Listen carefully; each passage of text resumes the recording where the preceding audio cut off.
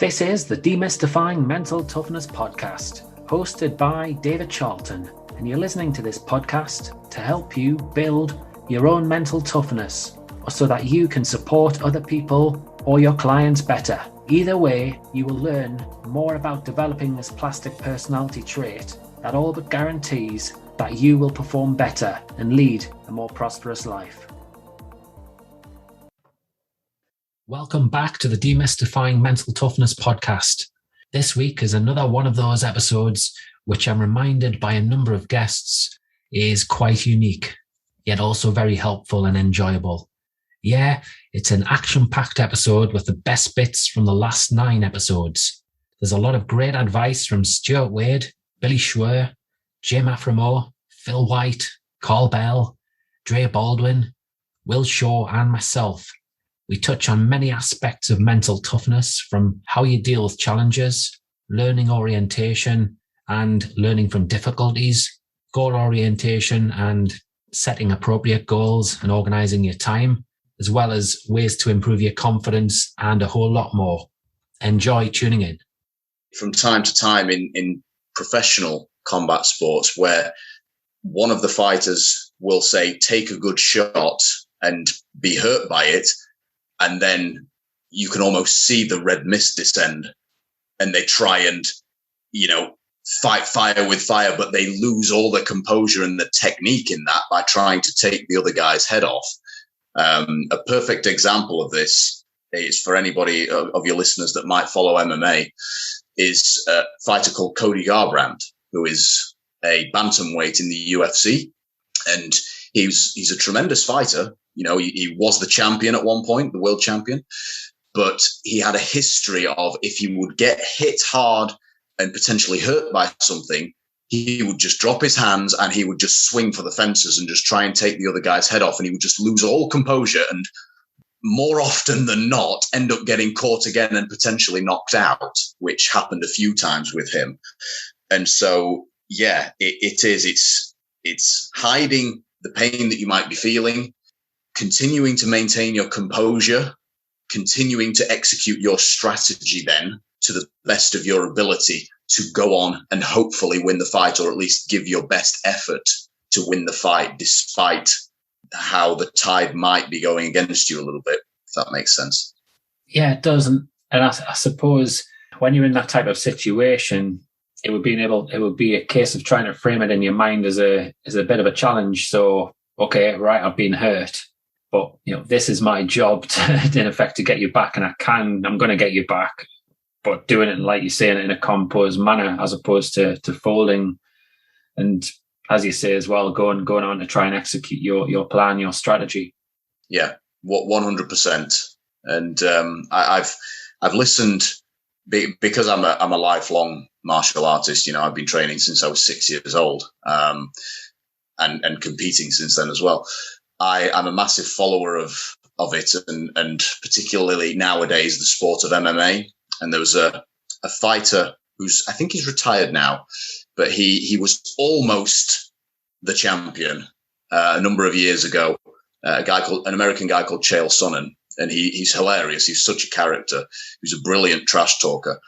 But I remember listening to one of his podcasts where he was discussing their mental preparation, or at least his mental preparation going into a fight, and he would mentally rehearse being in bad positions almost more than if things were going well for him. So he'd be mentally rehearsing being underneath the guy, with the guy on top trying to punch him, or being caught almost in a submission hold, or whatever it might have been. He would mentally rehearse being in those negative situations so that it became familiar, and then rehearse mentally how to get out of those, go through the steps in his mind to get out of those positions, and then either get to a neutral footing or then to completely turn it around and for him to start to get on top of the action, so to speak.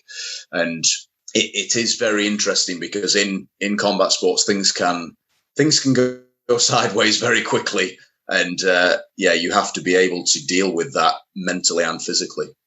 That's fascinating, that one, actually, the whole planning for the worst, because you do see it. And in top level across a range of sports that athletes do that. But so often people just get so comfortable, and in a way they're frightened to go there. They don't want to think about the things that may well go wrong. But there's such an advantage to doing that. You give yourself a mental edge ultimately.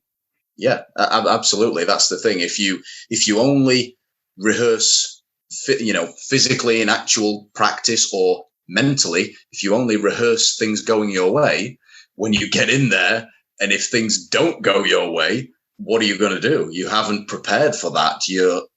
So your mind and body is going to be in no man's land, not able to respond in the best way. And chances are you'll probably end up losing because you've not prepared for that. So, it's fascinating. It really is. I'm going to share a story now about a young golf client that I've worked with. I met them once after finishing a tournament, and the first thing they said to me when they walked off the course, I was awful out there. I couldn't do anything right. So I responded, you couldn't do anything right? So you didn't hit one good shot or putt? No, I was terrible. So I replied, I saw you on the third tee. You smashed it down the middle of the fairway. The response was, well, okay, I did hit some good tee shots. And my response again was, well, what about the 30-foot putt you hold on the 9th that I saw? Okay, yeah, that was a good putt. And yeah, I did hole 2 of the good putts on the 12th and the 13th. So the conversation continued. And he then went on to say, I did actually keep on trying till the end. And I had some good pictures as well. My short game was okay. So to me, it was quite clear as the conversation continued, his body language became much better. He seemed to calm down. He started to look me in the eye. But then he said, but my scorecard was terrible. I shot a 75 net. It's awful. Should have been so much better. And he went back into his shell. So at that point, to me, it was clear that the score, something out of his control, was causing the issue. So I went on and decided to spend some more time with him and try to help him change that negative voice in his head. We went on to discuss his iron play when he said he'd been struggling with that for most of the season and that it was the worst part of his game. He said that he'd had numerous lessons and he just wasn't getting any better. He couldn't control the ball flight. And again, his body language was turning more and more negatively. He was starting to get a bit agitated at this point. His head was down. He was quite close to tears, you could see. So I could see that I needed just to listen, to be empathetic to him and to question his thoughts. So I said, you're finding it difficult with your irons then? All of your irons? It must be tough. If your long irons, your mid irons, your short irons, and then your approach play from under 100 yards are all off. And he looked at me. No, that's not the case. Long irons, I don't mind. I actually hit them quite well today. I had a great 3-iron, 5 to 10 feet on the 4th hole. And I think I hit my 6-iron around about 3 or 4 times and struck it really well.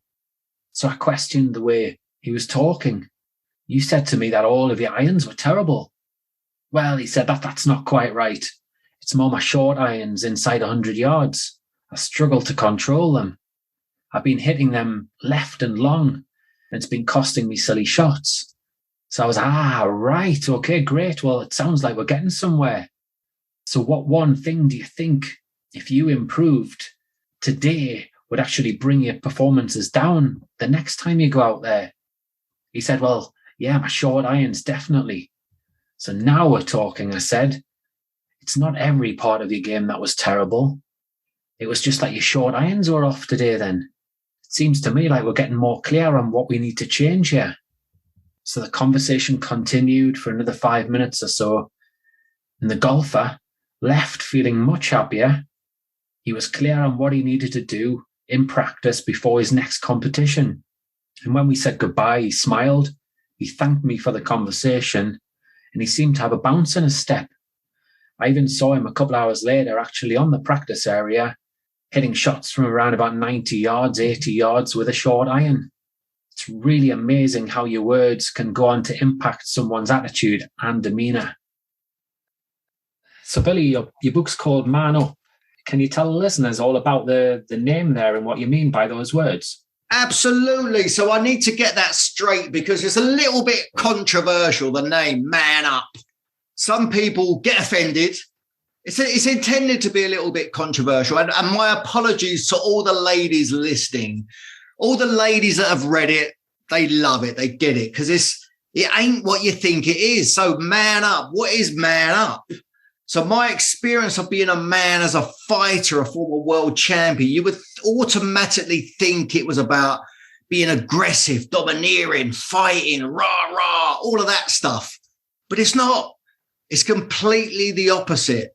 So to be a true man, I believe, is having the ability to be able to adapt from being the man who has the ability to defend, resist, confront if needed be. But the real man, I believe, has the ability to be vulnerable, to share themselves, to be open, to listen, to be able to just give up being right and dominating and just being present for people and others and listening.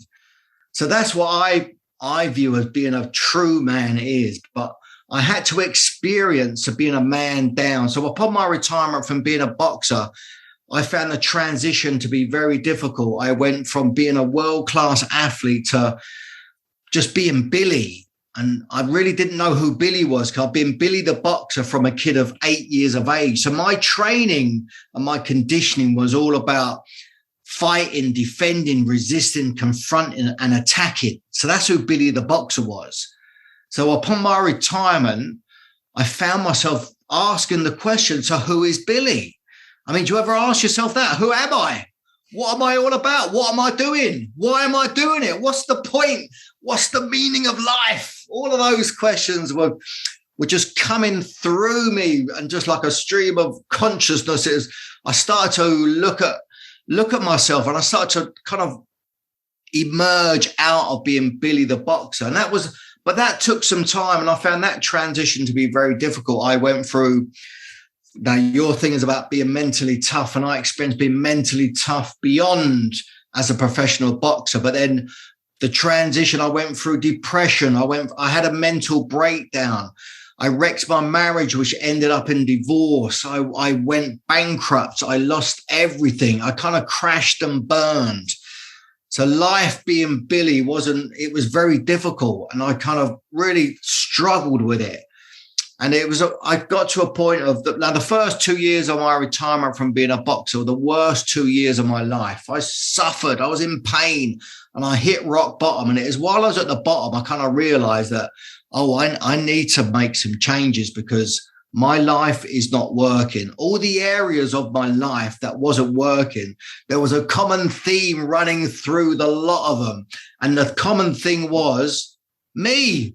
I was there. All the things that weren't working in my life, I happened to be there. So I kind of realized, well, maybe I've got something to do with it then. So then that's when I started to dismantle myself to get free from Billy the boxer, because what had Billy the boxer become a champion was now having Billy fail in life. What has us win in life sometimes may have us fail. Those winning attributes that I had, I was persistent, I was courageous, I was tough, I was determined. Those things that you'd be proud to talk about, but what came with them? Now I call them the good, the bad, the ugly traits. Now they were the good ones, the ones you'd like to talk about, but what came with them were the bad and the ugly ones. I was aggressive. I was domineering. I was selfish. I was inconsiderate. I was always right. I was rah, rah, rah. I was a fighter. So those traits, they worked perfectly well in the boxing arena as a fighter, but they didn't work in life. Just ask my ex-wife. She'll tell you. I didn't know how to be anything other than Billy the boxer.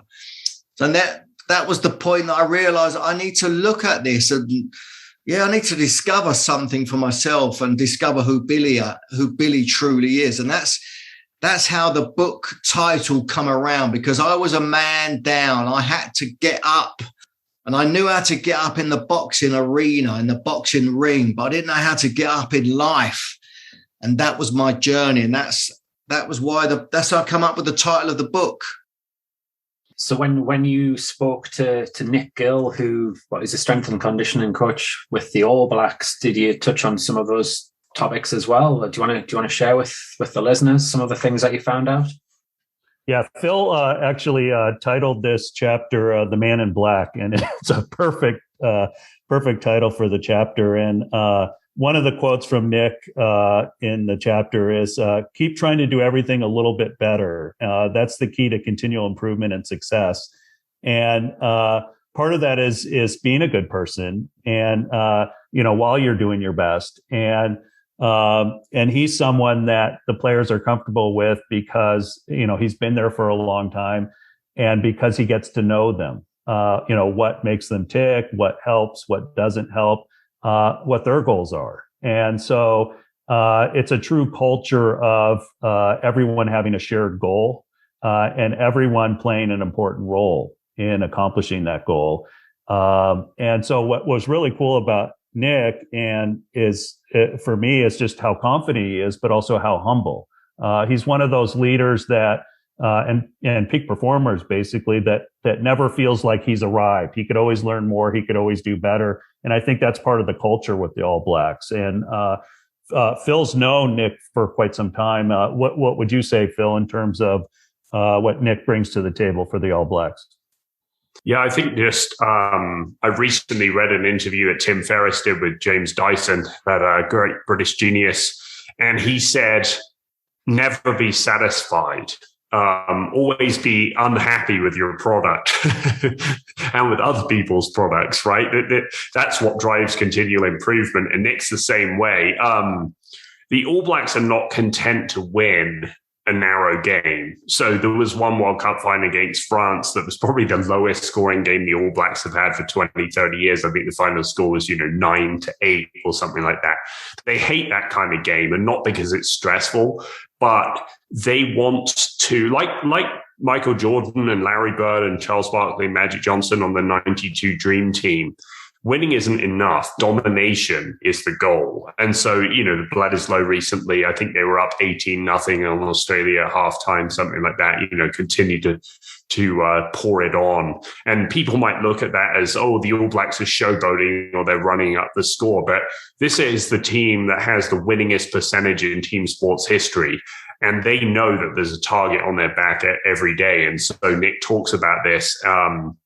If they have you on the ground with their foot on you, they're not going to let their foot off, because if they give you that inch of daylight, and there shouldn't even be the possibility that you're not going to bring your best game against the All Blacks, because you are.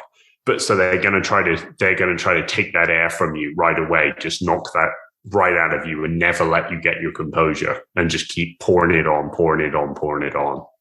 Yeah, there's certainly something about champions in that respect, isn't there? Where they just, like you say, they just don't take their foot off the gas. And when Tiger Woods was in his prime, he was a classic example of that as well. Yeah, 100%.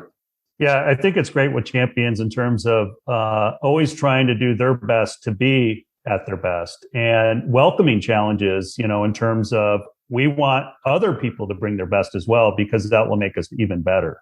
And so, in terms of never satisfied, I think that, I heard once someone say that, it's kind of like being a farmer. You can't ever get too happy on a farm, because there's always work to do. There's always things to do. You can't be complacent on a farm. And that's similar in any great culture. You can celebrate your successes and what you want to see happen more often. But that each day starts at zero again, and you got to earn everything. Yeah, so in some ways, they're very good at taking the emotion out of it, aren't they? Yes, like you say, they'll celebrate their successes. They're going to be really happy about it, but then they're quick to move on. And likewise, the defeats, they'll reflect and learn from their mistakes, not get too down, and again kick on. Yeah, and not get too down, but sometimes even get more driven. Hey, we figured out what didn't work, or like you said, what did we learn? What will help us better? To be better. But also, a lot of times, most of us forget that when we suffer some of our biggest disappointments or setbacks, that opens us up to sometimes major breakthroughs in our performance. And so Winning makes you happy, and I think sometimes losing makes you wise. So let's have a look at controlling the controllables. I'm guessing if you listen to this podcast, you'll have heard that phrase before. It's certainly something that's used a lot in sports psychology and by coaches on a regular basis. So controlling the controllables. I'm going to highlight some questions that you should consider asking regularly if you want to help your child feel more confident. So we're going to consider your role as a parent or a coach when your child or the team of youngsters are playing a match. So in that situation, what can you not control? I'd expect you to say, as a parent or a coach, my child or the young athlete's emotions, the result or the results, the scoreboard, the youngster's focus, the child's motivation, energy, behaviors, their performance.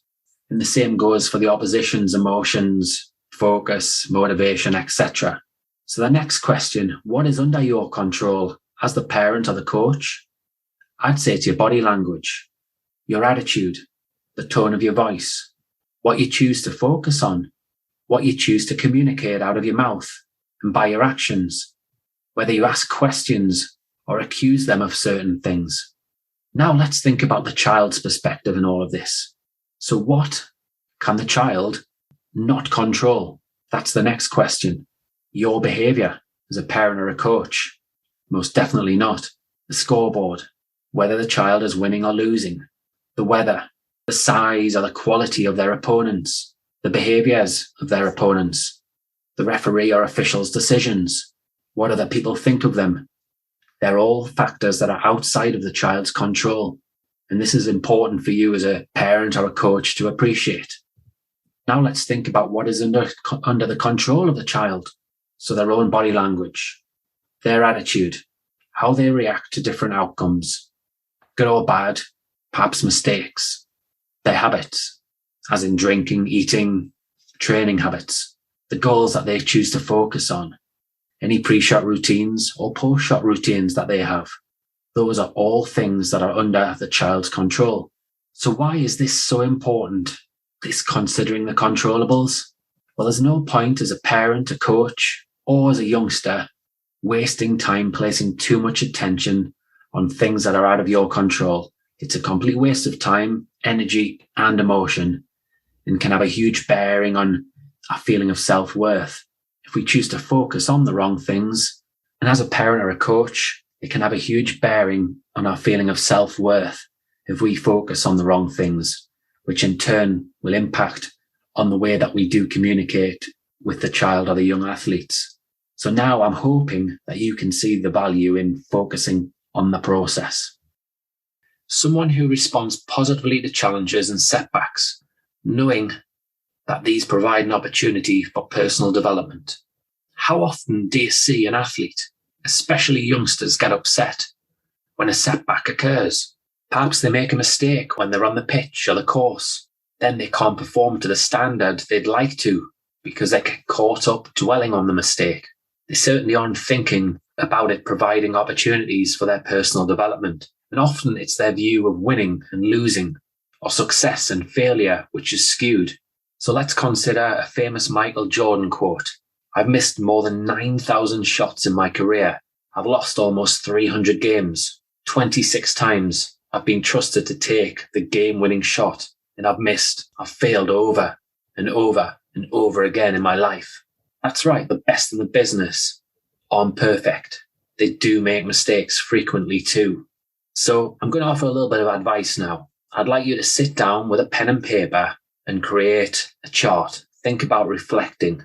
And what I'd like you to do is break down your game. Break it down into 4 elements. You've got your A game, your B game, your C game, and your D game. Your A game is when you're at your absolute best, when you're flying. Your B game is when you're good. Your C game is when you're average. And your D game is when you're rubbish. Now, let's think about how often each game comes out. Maybe what you can do is go back to the last 3 months and consider in percentage terms how often the A game, the B game, the C game, and the D game actually come out.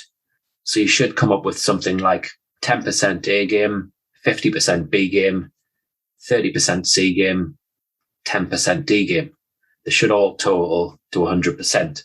And then what I'd like you to do is make some notes, or certainly think about what it is that you're thinking, what it is that you're feeling, your actual behaviors that show up in the A game, the B game, the C game, the D game. And then you may want to adjust the percentages if that's the case. This really can be a powerful exercise, and it can help you maintain a better perspective going forward. It can make you appreciate and realize how often or how little you actually are at your best. And it can help you cut yourself some slack going forward. You obviously mentioned about being a goalkeeper as well, and last line of defence, the pressure there. Do you want to just share with us the unique pressures of goalkeeping then? Yeah, I think it's a very individual experience, that one, David. I think, depending on the mindset of the goalkeeper, would very much depend on how they perceive the pressure. For me, I was petrified. You could speak to another goalkeeper and they may very well give you a different response, but I think it's very much based on confidence. I think you can train immensely hard in training, but it's that one mistake in the game you might get well remembered for, and then it sticks with you. A mental battle of making sure it doesn't happen again, making sure you don't let the team down again. But for me, it was always the visualization element for me was probably the most negative element. I'm quite a harsh critic on myself still now. So back then I didn't really know how to deal with it because I didn't understand it. I think you talk about players having an element of arrogance. I think you have to have an element of arrogance in your own ability. The reality is it is a lonely position. Outfield, you've got another 9 players around you to look after you. And that goalkeeping position is very specialist and unique. It can be great, but it can be terrifying at the same time. I suppose your support system as a goalkeeper, in a way, is your fellow goalkeepers and your goalkeeper coach. But then at the same time, you're competing against those goalkeepers as well. Yeah. So the goalkeeping union is a very unique friendship, should we say, but also, they're enemies at the same time. They want to be where you are. If you're not playing, they're playing. The reality is they become good friends with them. In cases, your best friends. But at the same time, you've got to kind of be a bit ruthless with it. But if I'm being honest, certainly, back end of the second year, third year at Newcastle, I was gone mentally. It was just, wasn't fun. I was quite happy to sit on the bench based on the fact I was scared of playing. Knowing what you know now, how would you have helped that younger Carl? I think coaches, or I hope coaches, are a lot more in tune with the mental or the sports psychology of sport, and certainly with goalkeepers. I think if somebody was there to help me process my emotions and what I felt, and why I was feeling it, and then what I could do about it to kind of eliminate that or eradicate that, it would be a big help in stopping the fear, I suppose. Simon Smith was my goalkeeping coach in Newcastle. He was amazing. He was probably the one person that understood us, but I still don't think he understood a 16, 17-year-old goalkeeper's mindset at times. But then again, if you don't verbally, express those problems or those concerns, you can only do so much, can't you?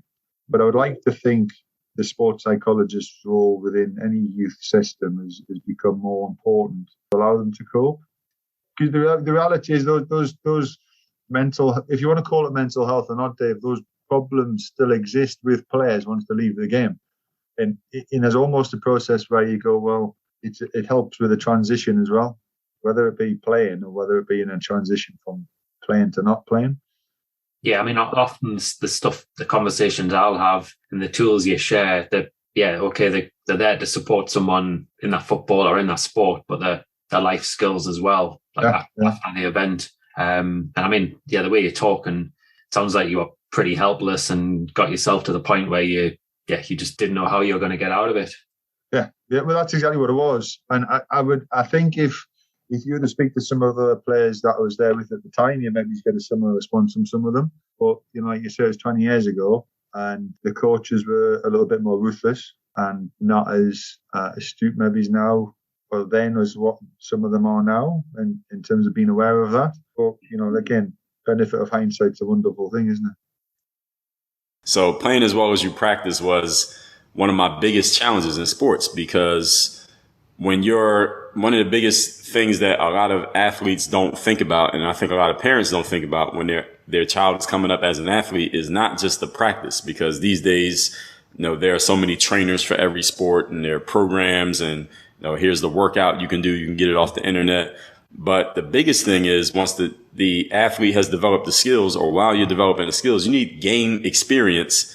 So you know what it feels like to actually use those skills in a live situation that's not controlled, an uncontrolled situation, that's open situation. So, for example, these days I like to do a boxing training, and my boxing trainer, we are doing the drills and hitting the mitts and this combination, that combination. But every once in a while, he'll just break off from the combination and he'll just start throwing punches, and it's like, and I don't always react the right way. And he's like, well, see, in a real match, that's how it's going to be. Like, it's not going to be coordinated. Like, all right, throw this punch, then that punch. And it's the same thing in every other sport, is that you can practice the skills all you want, but you need that experience of actually performing in the game. So in that book, How to Play as Well as You Practice, I help people with two things. One aspect is the mindset aspect of getting yourself mentally prepared for the fact that you're going into an uncontrolled situation and you're going to have to respond instinctively. You're not going to have time to think about what to do. And the second thing is understanding that this book is telling you things, but you need to go out there and actually get live game experience. You need to get your butt kicked every now and then, so that you know what it feels like, you know that you can survive it, and then you can get better in those live situations. But as they say, real life alters the lab test. So no matter what you're doing in life, sports or anything else, you have to get experience actually doing the live thing. Practicing is good, but practicing is only half the game. You have to get out there and actually do it, so that you can see how you respond to it and get used to responding in the moment instinctively to the randomness that you're going to get from other people. I'll take you back to one of the points you mentioned about the thinking side, and how, when you're training, you need to be an autopilot, if you like, when you're actually going into a match situation there. So how do you stop that overthinking when you're out there on the court or on the pitch or wherever it is? Great question. So the first thing is you got to prepare as well as you could possibly prepare, so that you have all your skills in place. You have your tools in place. When you are thinking, or when you are in practice, you actually are doing things the way they need to be done. This is the reason why we practice, right? So as they say, perfect practice makes perfect performance. So you do want to practice. I'm not devaluing the value of practice. I mean, after all, I am the guy who says work on your game. So do have all the practice in place so that you have the skills in place. The second thing is your question is how to not overthink. By the time you get to performance time, you shouldn't be thinking at all. So any amount of thinking is overthinking when you get into the performance. And the reason why I say that is because in a live performance, especially in something like sports, where you have competition and you have other people trying to beat you, and in a sport like, let's say, basketball or soccer or boxing, you have someone trying to stop you, right? So unlike, let's say, running or golf, where the opponent can't do anything to hinder you, but in those sports, the opponent can actually play defense and stop you. Any moment that you take to think about what you're going to do, the opportunity is gone. By the time the message travels from your brain to your body to actually do it, the opportunity is not there anymore. So you have to be trained to respond instinctively to whatever happens around you. That's the biggest thing about not overthinking. You shouldn't be thinking at all. You should be completely blank, just going off of instinct. And the third thing is, as I talked about a moment ago, you have to get the experience, because the first time that you try to do this is probably not going to work out. There are a few exceptions. People who just have just natural talent and ability, and just comes naturally, and they can respond in a moment, and they don't need a lot of training for doing it. But most of us, the normal amongst us, we have to get that live experience and get your ass kicked a couple times where things are not working the way that you thought they would based on the way that you practiced it. It didn't work out that way in the game. You need to get that experience under your belt, so that, again, internally you understand that even when it doesn't go your way, you can survive. You didn't die. You lost, but you didn't die. And then, all right, now that you saw what happened, can you come back and adjust so that you're ready to respond to that the next time that you see it? especially in sports, every athlete has to go through that. But in any level of performance, everybody has to go through that in order to become great at what they do. I feel tennis and golf are probably two of the unique sports, and I can't speak for tennis. You obviously got great stars like Emma Raducanu coming through now without a coach saying she's learning and managing her way. But I think what people don't realize is, unlike say rugby, football, where you get paid weekly, you're looked after, you're told what to do when, golfers have to decide, where am I going? How much money am I spending? Who am I employing for psych? Who am I employing as a coach? Am I doing this right? And what I've found with structuring practice for a few pros is it's a relief just to say, oh, I don't have to worry about that. And I tend to give them like, well, here's say 10 tasks, try and tick off 70, 80% a week. I don't mind when you do it, just fit it in. And for that's sort of a huge weight off their shoulders to go, oh my God, I don't have to worry about this and if I'm doing it right or this and that. And they can actually just focus on trying to get better. So that was, again, it was a learning that I kind of had when I was trying to see how good I could get at golf. But that pressure is elevated on those people that are challenged to a Euro Pro and spending, 20, 40,000 a year and hopefully trying to break even, making that back in winnings. That's a tough life. Yeah, I suppose if I think back to like my job here as a sports psychologist, so I'm working with clients on an individual level or in a group level for 15, 20 hours of the week. But then for the other 20, 30 hours of the week, I'm doing administration tasks. We're doing podcasts,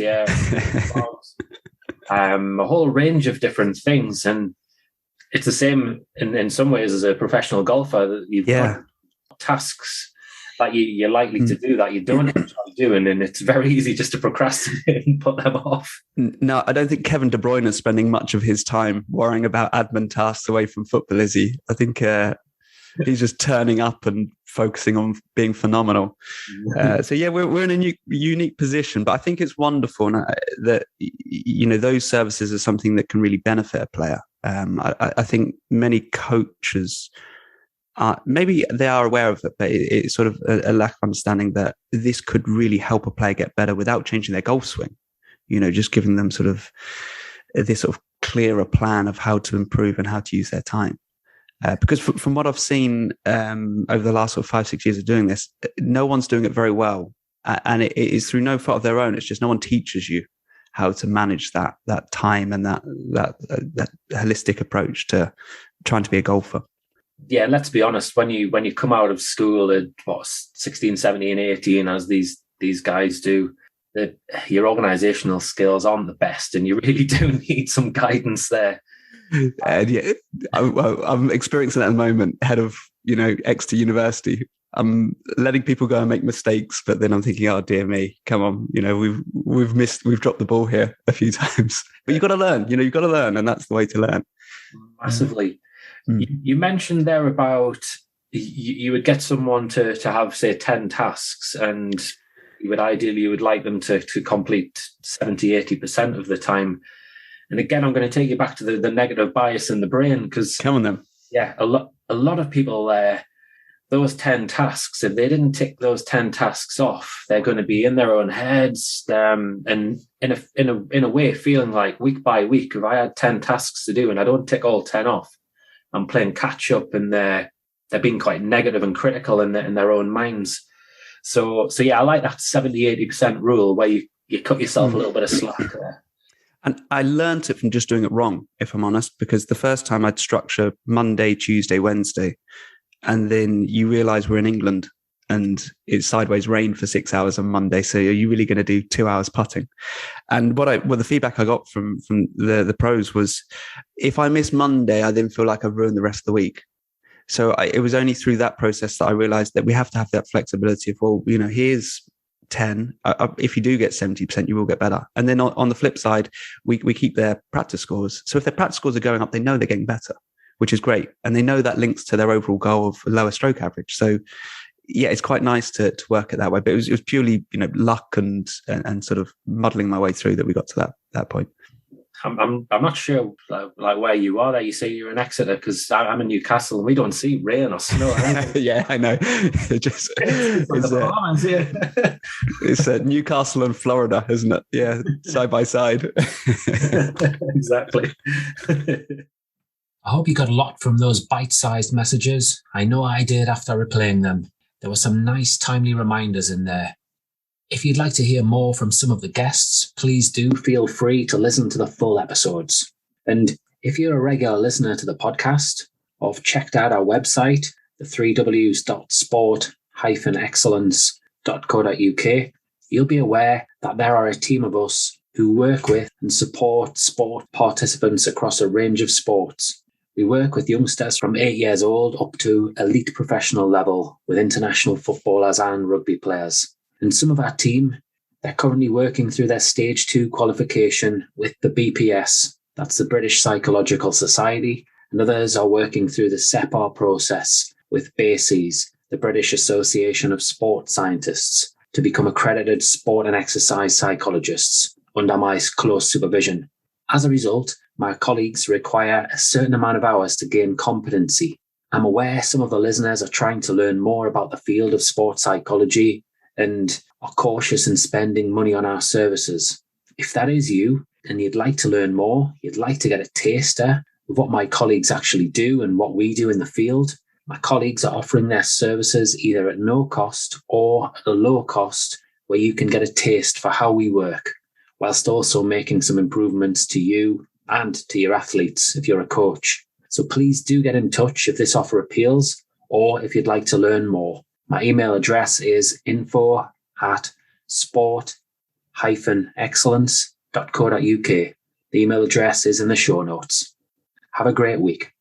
If you enjoyed this episode of the Demystifying Mental Toughness podcast with David Charlton, do check out my website, sport-excellence.co.uk, and my online sport psychology resources. The Sport-Excellence website has essential resources for anyone looking to build their own mental toughness or the mental toughness of their athletes or teams, or if you want to achieve peak performance more often or optimal functioning. The Sport Excellence website has everything you need to keep moving forward and thrive. So go on, head over to sport-excellence.co.uk to find out more.